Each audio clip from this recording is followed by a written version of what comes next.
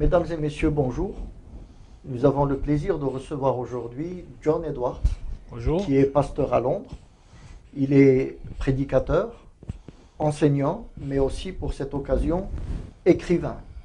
Et nous l'avons invité pour nous parler de ces deux livres que vous voyez ici, Délivre-le et laisse-le aller, et Le discernement des esprits. Nous allons lui demander de nous expliquer un certain nombre de choses et nous lui disons bienvenue. Merci, c'est gentil.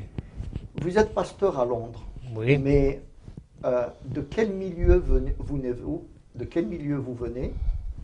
De quel milieu vous sortez? Est-ce que vous êtes de parents chrétiens? Et comment vous avez connu le Seigneur? Oui, j'étais élevé dans une famille chrétienne qui était membre d'une église à Londres. À l'époque, c'était une église indépendante, mais avec une inclination pentecôtiste, de Pentecôte. Alors, j'ai passé 21 ans dans cette église.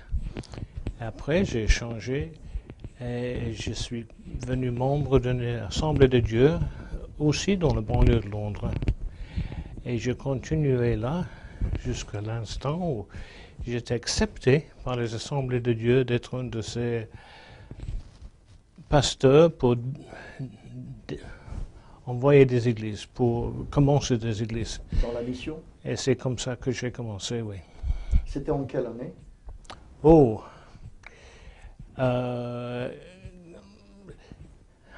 il faut que je fasse un calcul dans ma tête. Oui. 70.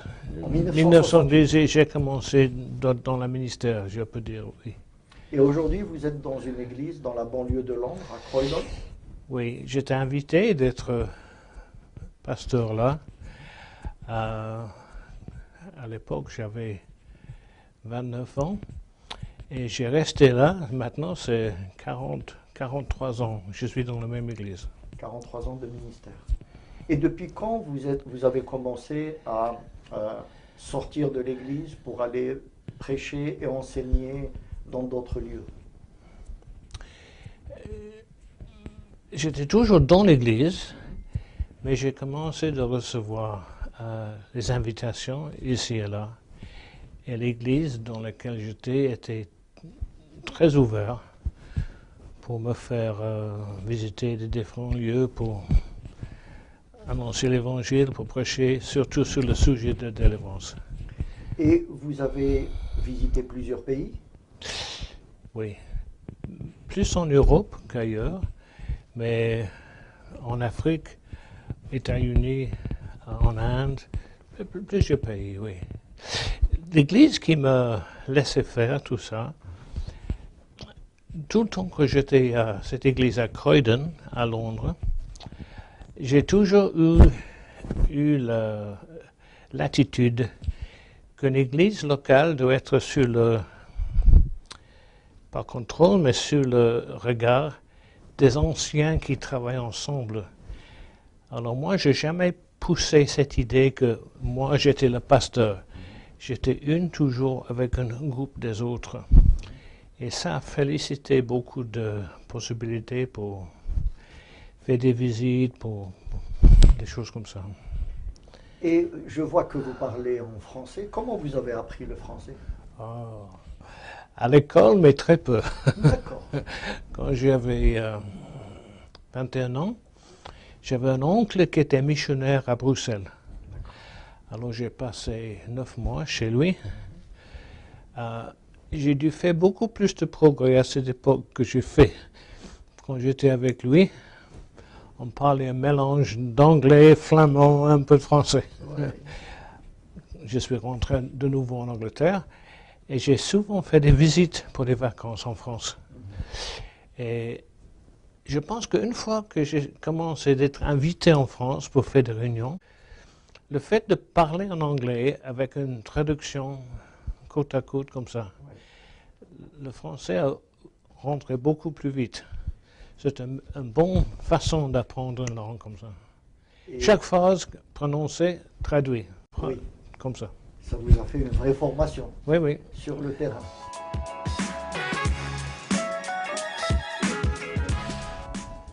John Edwards, votre ministère pastoral, vous l'exercez beaucoup au travers de ce qu'on appelle la délivrance.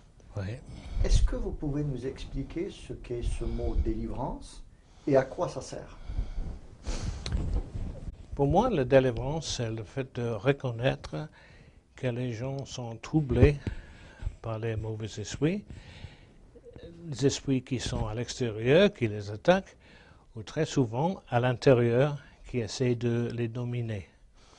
Et pour moi, le ministère de la délivrance, c'est de reconnaître ces problèmes et de prier pour ces gens afin qu'ils puissent être libérés des esprits, surtout ceux qui sont dedans.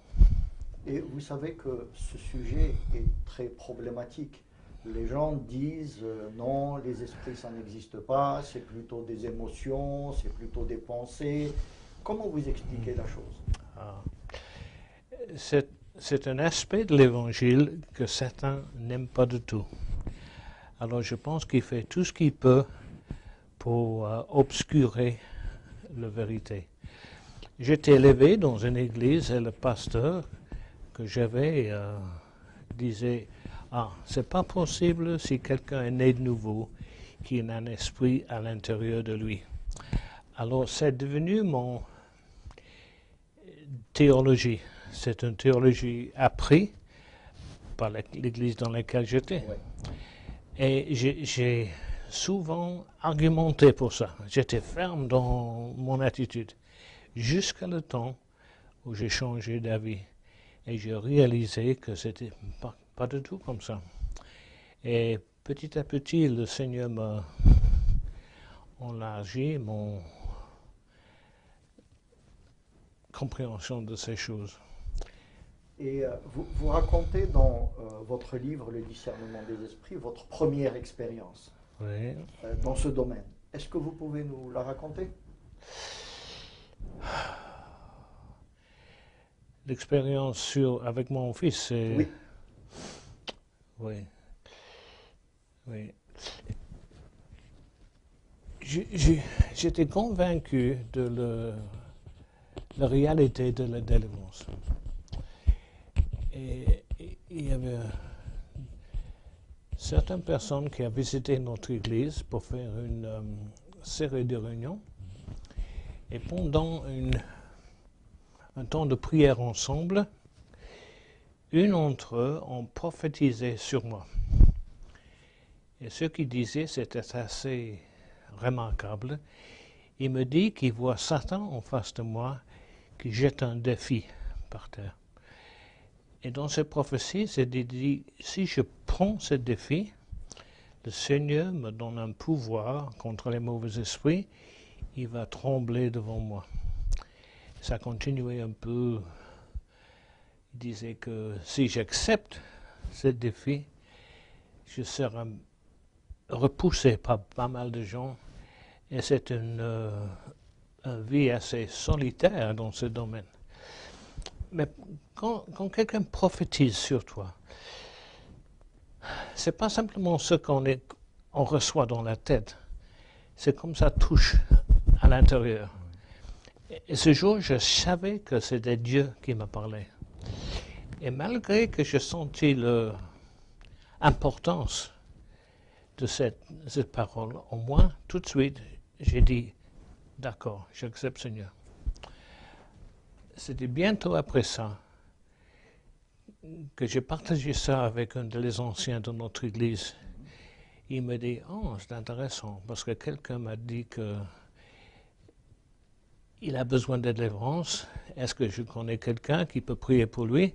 Peut-être c'est vous qui doit prier pour lui. On a organisé un temps ensemble.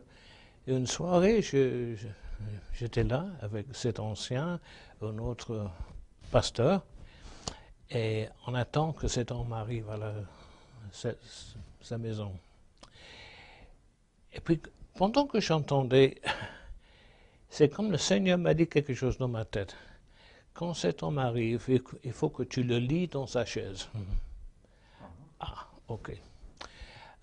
J'ai réalisé que le Seigneur ne veut pas que je prenne les cordes et livres, mais c'est un truc spirituel. Alors ça, c'est une des premières choses que j'ai fait quand il est arrivé. Je te lis dans ta chaise. Et puis j'ai commencé de prier pour lui. Mais je n'ai jamais prié pour quelqu'un. Je dis, ok, mauvais esprit, je demande que tu quittes cet homme. Alors, il a déjà expliqué qu'il était élevé dans une famille qui pratiquait un peu le satanisme et l'occulte et tout ça. Dès que j'ai commencé de prier comme ça, tout de suite, il a manifesté. Il y a une voix qui a parlé de lui, qui disait toutes sortes de choses. C'est la première fois que j'ai entendu les démons qui parlent à travers quelqu'un. C'est un peu choquant, ça. On était là avec lui peut-être pour 2-3 heures. On a chassé certaines choses, il y a certaines choses d'autres qui ne sont pas parties. On était vraiment des novices, c'est ça? Et puis à un certain instant, il était dans sa chaise. Il se manifeste en colère. Il dit, je veux te tuer, mais je ne peux pas quitter cette chaise. Je dis, oh, merci Seigneur. Ça, c'est mon première expérience pour prier pour quelqu'un pour les délivrance. Moi, je dis toujours, c'est comme on apprend à nager en plongeant dans le profond. Oui. On était vraiment là-dedans. Et ça, c'est ma première expérience pour prier pour quelqu'un. Après ça, il y avait toutes sortes des attaques de l'ennemi. J'ai passé par un temps assez difficile. C'est comme Satan veut me pousser à côté. Il voulait me détruire dans cette situation. Mais j'ai continué et petit à petit, on a sorti de ça. Quand vous parlez des mauvais esprits, clairement, vous parlez des démons. Oui. Et quelle est, selon vous, la différence entre les démons et les anges? Des démons et les anges? Oui. Il y a des gens qui disent que les démons sont des anges déchus. Mais moi, je n'ai jamais accepté ça. Dans la parole de Dieu, les anges, ils ont toujours leur propre corps. Et les anges sont présentés comme une création plus haut que l'humanité. Pour moi, les démons sont, si on dit une race ou les gens, on ne dit pas les gens, mais qui avaient déjà une fois un corps, mais ils ont perdu leur propre corps. Et maintenant, ils essayent d'entrer dans le corps des humains, parfois des corps des animaux, pour les tourmenter, pour les dominer. L'origine des démons, la Bible n'est pas claire là-dessus. On peut toujours avoir des différentes pensées, mais si on propose certaines réponses à ça, ce n'est pas clair dans la parole de Dieu. Alors il y a des différentes idées pour cela. Mais il y a une grande différence entre les démons et les anges déchus. La parole de Dieu parle des mauvais esprits et parle de démons. Il y a certaines personnes qui essaient de faire une différence entre les deux, mais en effet, si on regarde les différents versets dans la parole de Dieu, ils sont interchangeable. Interchangeable, c'est la même chose. Alors, mais ça ne fait aucun doute pour vous que les démons existent, qu'ils agissent et qu'ils sont une réalité. Oh, tout à fait, tout à fait. Nous vivons dans un monde où beaucoup de gens refusent les choses surnaturelles. Dans les universités, dans les écoles, ils n'acceptent même pas que Dieu existe. Les démons, non. Les anges, non. Mais nous ne sommes pas dirigés, guidés par les pensées de ce monde, mais surtout par la parole de Dieu. Et la parole de Dieu, c'est très, très clair. Et Jésus, il n'avait aucun doute à propos des démons et de la nécessité de les chasser.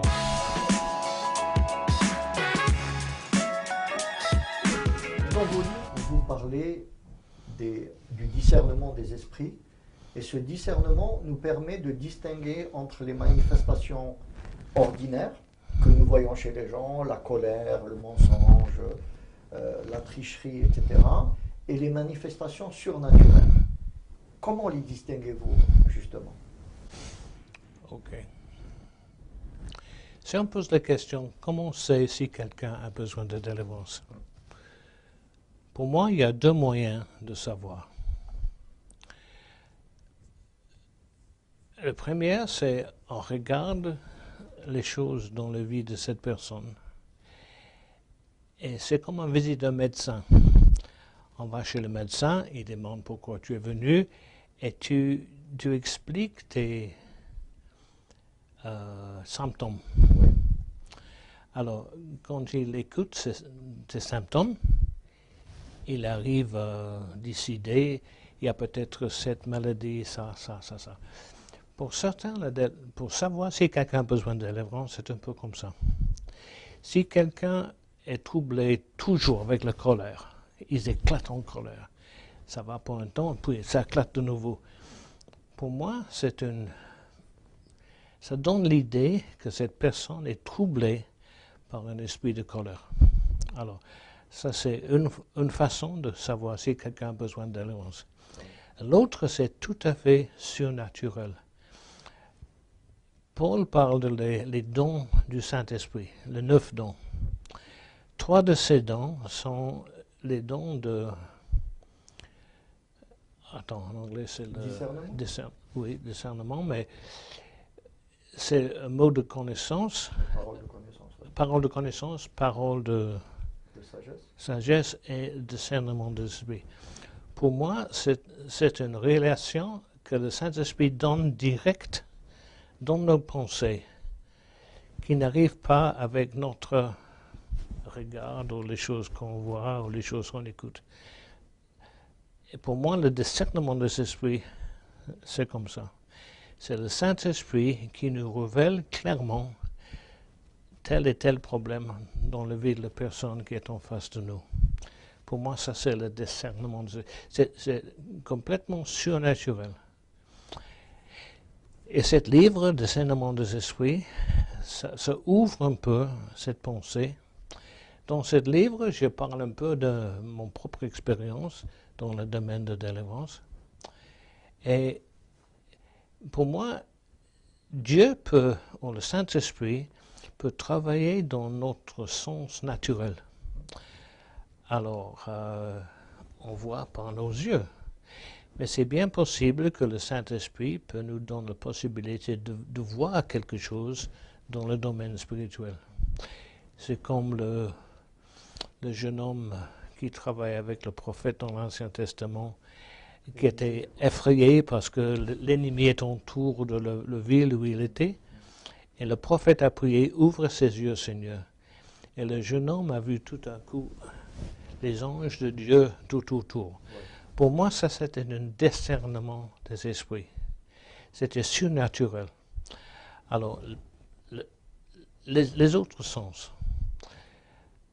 C'est possible peut-être d'écouter quelque chose surnaturellement, de sentir quelque chose. J'ai eu cette expérience, j'étais avec quelqu'un et l'odeur c'était affreux. Mais personne d'autre peut sentir ça. Alors c'est comme le sens de sentir était touché par le Saint-Esprit pour cet instant.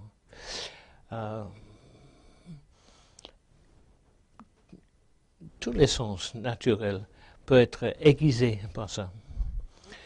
Pour moi, si je reçois un discernement de l'esprit, c'est presque toujours par une parole de connaissance. C'est comme le Saint-Esprit me donne quelque chose dans ma tête. Je me souviens, j'ai prié pour une dame. Une dame, elle avait dans les années, elle avait 40 quelque chose. J'étais là avec une autre sœur dans notre église. Elle avait des problèmes de détresse, elle était un peu dépressive. On a posé des questions, mais il y avait un problème, mais on ne savait pas qu'est-ce que c'est. Et l'autre dame avec moi continuait de parler, de prier avec cette dame. Et moi, j'étais à côté. J'ai dit, Seigneur, qu'est-ce qui est la racine de ça? Qu'est-ce qui est le problème? Et un mot est rentré dans ma tête. Inceste. Ouf. pour moi, c'était difficile. C'est pas facile de dire à un homme comme ça, inceste. Alors j'ai dit, comment je peux toucher ça? Et j'ai dit simplement, ma soeur, j'ai dit, est-ce qu'il y a la possibilité d'une histoire d'inceste dans ta famille? Pouf. Elle a commencé en larmes. Je dis, ah non, non. J'ai dit, c'était moi, c'est mon frère quand j'étais jeune et tout ça. Elle a ouvert à ça. Et quand on a pris contre l'esprit qui sont rentrés avec cet inceste, elle a été libérée. C'est une situation, elle ne voulait jamais parler de ça. C'était quelque chose en elle qui était fermé. Il faut que le Saint-Esprit a ouvert cette possibilité. Alors pour moi, ça c'est le discernement des esprits qui sont venus avec ce mot de connaissance. Alors ça c'est surnaturel au lieu de détection. Oui, dans vos livres, justement, qui sont écrits de façon très pédagogique, vous expliquez toutes ces choses. Et vous dites aussi une chose, c'est que ce n'est pas réservé, la prière pour la délivrance n'est pas réservée aux super apôtres, aux grands pasteurs. Non. Chaque chrétien peut prier pour la délivrance. Oui, la parole de Dieu nous dit que les signes qui suivent ceux qui croient en Christ, en mon nom, il fait ceci, il fait cela. Et la première chose dans cette liste, c'est il va chasser les démons. Il y a deux livres là, hein, le discernement de l'esprit. Mais l'autre là, c'était le délie-le et laisse aller. Ça, c'est le premier que j'ai fait. Je peux donner un peu l'histoire de ce livre. Oui. J'ai commencé de prier pour les gens, pour les délivrances avec ma femme, il y a peut-être 35 ans maintenant. Il y a des gens qui venaient de partout. On n'a jamais fait la publicité. Dès que c'est connu qu'on prie pour la délivrance, les gens viennent. Et le téléphone sonnait tout le temps, tout le temps. Et ma femme et moi, on était un peu submergés par ça. Ouais. Et je me souviens, j'ai dit, il faut y a des autres qui prennent aussi le relais de ces combats. Alors j'ai préparé une série de réunions, des cours pour que les gens peuvent rentrer dans cette dimension, peuvent apprendre comment prier pour les autres, des sujets de délivrance. Alors je pense que j'ai préparé 6 soirées comme ça. Ouais. Et les notes, mon frère m'a dit, ah, tu peux me prêter tes notes. Oui. Je dis, oui, pourquoi pas. Alors il a pris les notes, il a utilisé, mais en même temps, il a mis dans une forme de petit livre. Oui. C'est pourquoi son nom est sous le titre avec la mienne. Ah, très bien. Très bien. Alors, ce livre, c'était le résultat de moi qui sachais qu'il y avait des gens, il y avait une nécessité pour les gens d'être formés pour entrer aussi dans ce combat. Et ça, c'est l'histoire de ce livre. Et pour finir, je vous poserai une question. Est-ce que, comme le dit la Bible, tous ceux qui invoquent le nom du Seigneur peuvent être libérés? Oui. Et c'est possible pour tout le monde d'être libéré. Y compris pour les non-croyants? Ah. Si quelqu'un qui n'aime pas qui connaît pas le Seigneur demande l'aide, on peut toujours prier pour eux. Mais s'il n'y a pas une suite de ça, il reste toujours vulnérable de cet esprit qui peut rentrer de nouveau. Mais moi, j'ai aucun problème pour prier pour ceux gens qui ne sont pas convertis. Parce que très souvent, le fait qu'ils voient la manifestation de Dieu dans leur vie, le fait que les choses changent, ça les ouvre à la possibilité de recevoir le Seigneur. Si quelqu'un qui n'a jamais accepté le Seigneur vient chez moi et demande la prière, j'explique, moi je te prie au nom de Jésus. Pour moi, Jésus est le Fils de Dieu, il est mort pour toi. Est-ce que tu es d'accord que je prie pour toi dans cette façon? La plupart des gens, ils n'ont aucun problème. Oui, ils ont un vrai désir d'être libérés de quelque chose. On prie, il y a une manifestation, cet esprit le quitte, ils sont là tout près d'avancer avec le Seigneur. Alors pour moi, j'ai aucun problème de prier pour les gens comme ça. Souvent, les chrétiens ont plus de difficultés parce que parfois ils doivent changer leur attitude pour être prêts de recevoir la délivrance. En tout cas, je vous recommande vivement ces 2 livres qui ont été publiés aux éditions Soteria. Ils sont bien faits, bien écrits, ils ne sont pas trop gros, on peut les lire rapidement. Et à partir de là, vous allez voir la richesse de la parole de Dieu telle que présentée par John Edwards. Je vous remercie et à la prochaine. Merci.